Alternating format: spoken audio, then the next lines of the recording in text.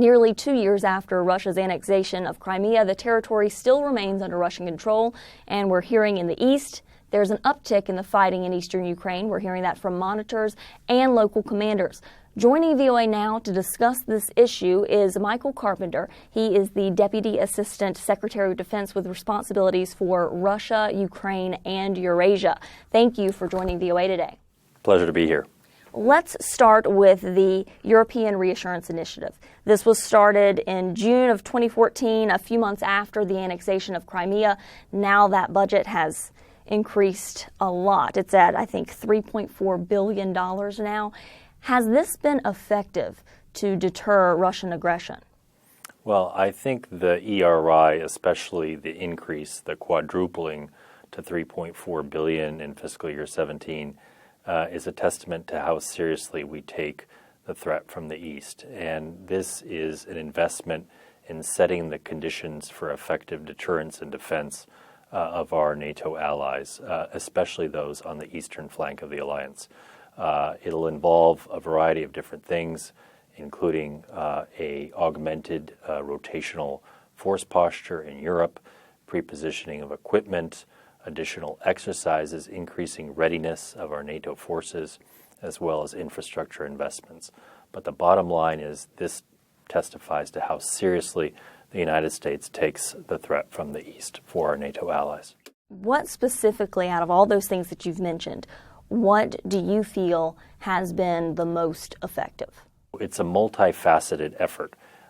And we're approaching this very much not only from a joint military perspective, but frankly from a whole of government perspective. Because as we see some of the new hybrid toolkit that's being developed in Russia and elsewhere, it is incumbent for us and our allies to develop an appropriate response to that. And that's frankly a whole of government response and not just a military response. Or not one single most effective issue. It's the combination of all of them. It's the combination. Look, I mean, there's various different threats. There's cyber threats, there's maritime threats, there's A2AD, anti-access area denial threats. And so we have to be prepared to meet all of those and ensure that our NATO Article 5 collective defense commitment remains robust and sacrosanct. And we are very much committed to doing that. General Ben Hodges, the head of U.S. Army Europe, spoke with VOA back in December, and he was talking about the Donbass region, saying that there is a chance to make some sort of agreement and to get to some sort of solution there. But he said when it comes to Crimea, that's going to be a longer-term problem. The anniversary is going to be approaching soon. What can be done, what has been done by the United States to try to help Ukrainians retake Crimea? Well, look, clearly Crimea is a long-term problem, and we approach it from that perspective.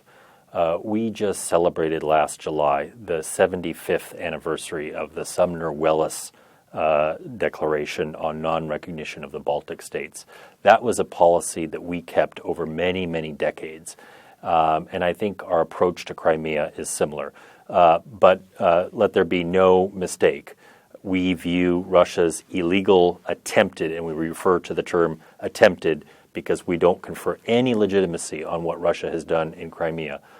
Its attempted annexation is completely out of keeping with all norms of the international order, the inviolability of borders, sovereignty, territorial integrity, and we will maintain a robust non-recognition policy going forward.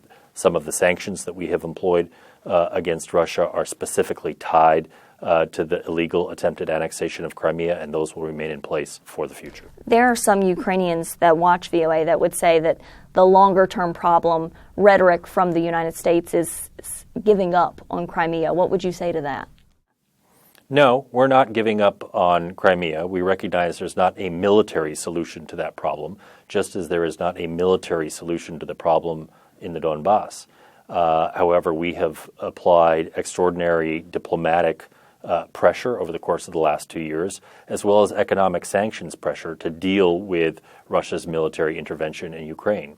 And the combination of sanctions applied by the U.S. and our European partners, as well as, frankly, the drop in oil prices, has had a real detrimental effect on the Russian economy.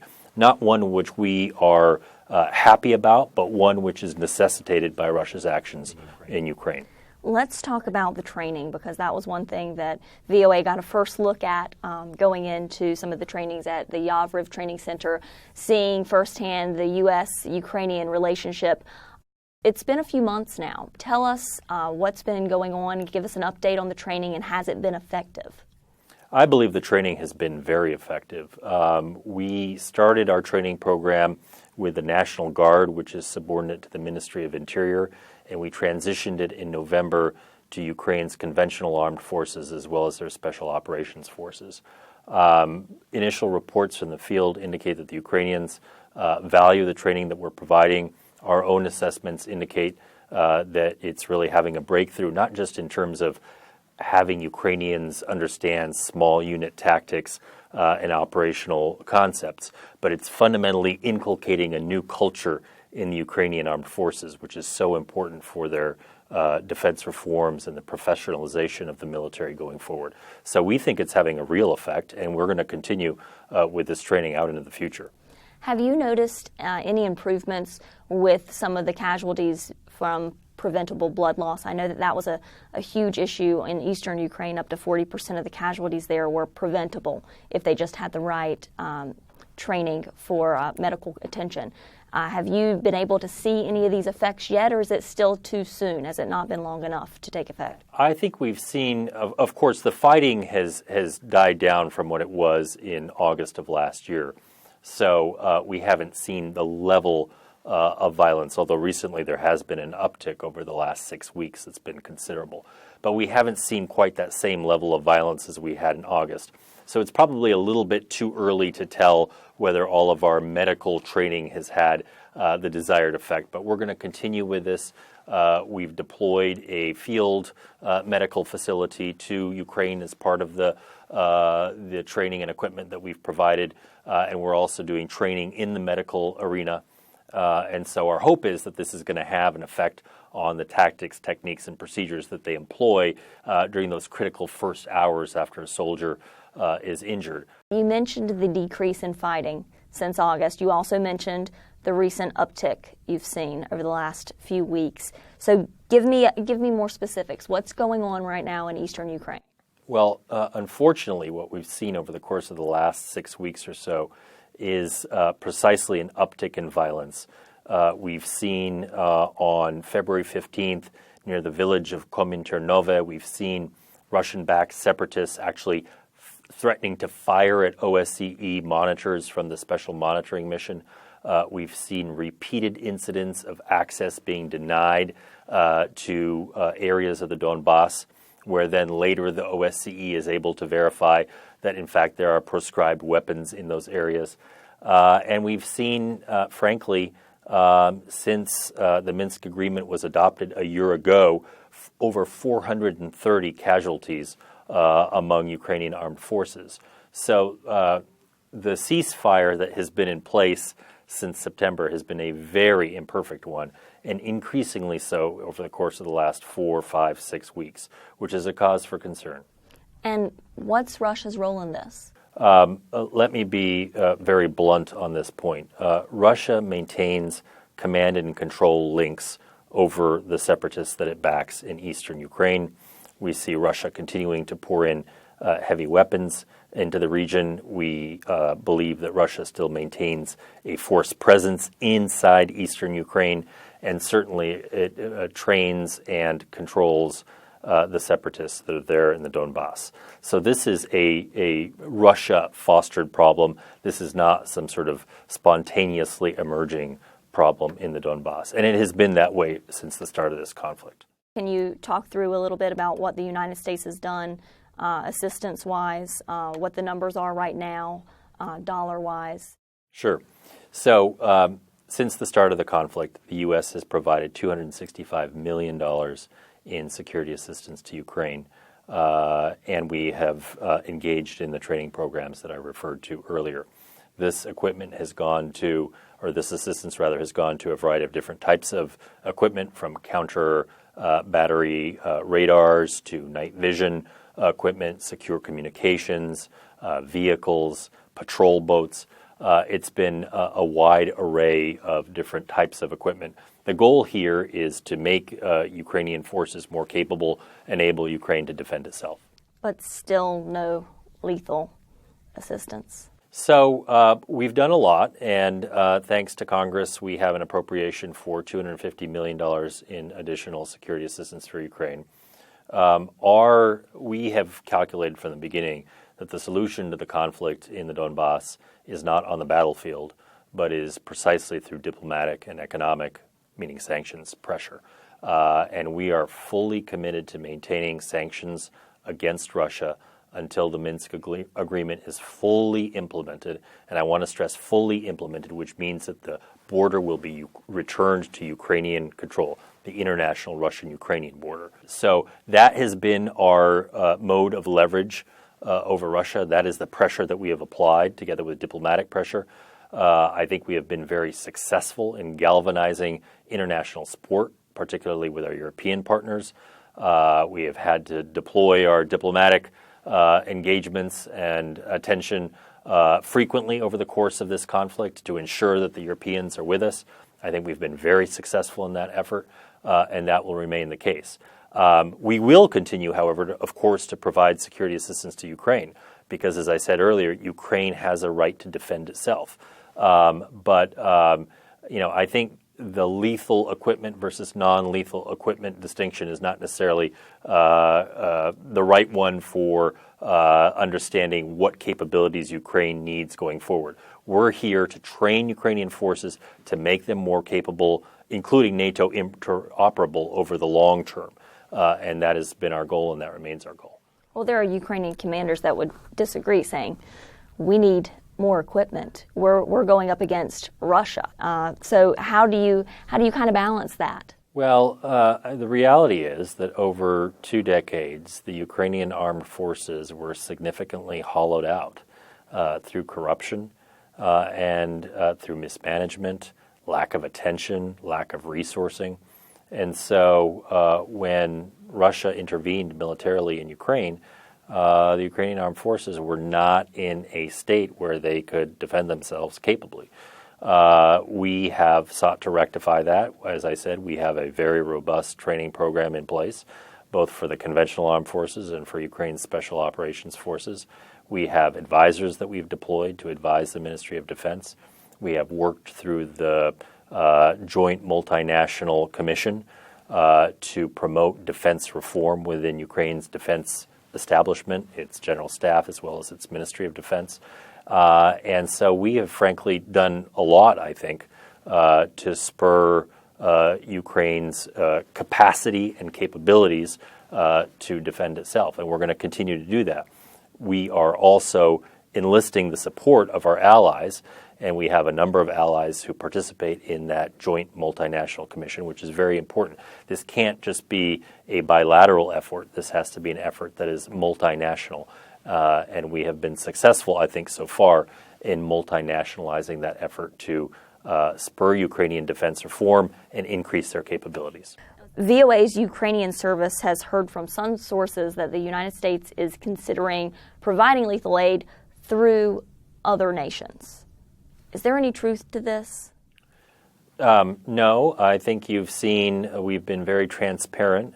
We have sought to be transparent from the very beginning about the assistance that we've provided to Ukraine. So we are not engaging in any efforts to channel lethal aid through other countries. And then finally, I want to turn towards the situation in Syria. The United States and Russia have been working together. We reporters have been watching a cessation agreement come into fruition. What happens now? Well, right now we are focused on this cessation of hostilities agreement, which you just referred to. We are going to test this agreement. We want to make sure that Russia abides by the agreement in terms of its deeds and not just words. And so this is frankly a moment of truth for both Russia and for the Assad regime. Will they comply with this agreement or not?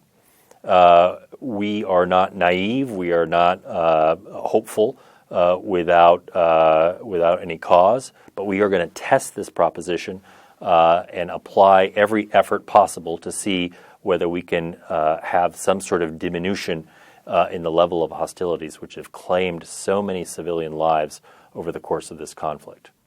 Now, there have been analysts that have argued that if Russia continues airstrikes against Jabal al-Nusra, which is one of the confirmed terrorist okayed targets, that there's not a possibility for other groups fighting alongside to respect this ceasefire. What do you say to that? Look, the battle space in Syria is very, very complex. There are numerous groups on the ground. These groups are often intertwined. It is not an easy. It's a country that's been in civil war now for a number of years. It is not an easy task to implement a ceasefire, even locally, much less nationally. So this is going to be a very difficult process, but it will fundamentally depend on Russia's ability and the regime's ability to withhold support to elements on the ground. So again, we have this agreement on cessation of hostilities. We are going to test the proposition that it can be implemented, but at the same time, we're going to look at deeds and not words in terms of implementation. Has the United States spoken with Russia about the consequences if this ceasefire does not hold? We have had extensive discussions with the Russians about this cessation of hostilities agreement, and we have impressed upon them that their intervention in Syria has only fueled the conflict there on the ground. It has only resulted in more radicalization, and that will be the case over time as well. And I think Russia knows what the stakes are. The question is, again, are they willing to press the forces that they support on the ground to stop fighting? And final question, Romania says that it wants to create a NATO fleet on the Black Sea permanently. Could you talk a little about how this is going to affect U.S.-Russia relations and whether or not the United States is having talks about participating in this? Well, what I would say is that we have right now a very low level of maritime force posture in both the Black and Baltic Seas, and it's something that we need to address, I think, over time.